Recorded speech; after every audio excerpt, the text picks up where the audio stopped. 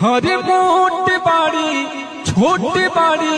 ओठे जंगले बाड़ी लहपक के धरी है दुल्हा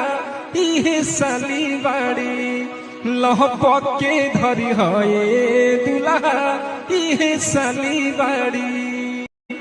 हरे मोटे बाड़ी छोटे बाड़ी ओठे जंगले बाड़ी लहपक के धरी है दुल्हा इहे साली बाड़ी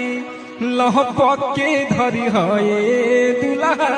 इहे साली बाड़ी हरे मोटे बाड़ी छोटे बाड़ी ओठे जंगले बाड़ी लहपक के धरी है दुल्हा इहे साली बाड़ी लहपक के धरी है दुल्हा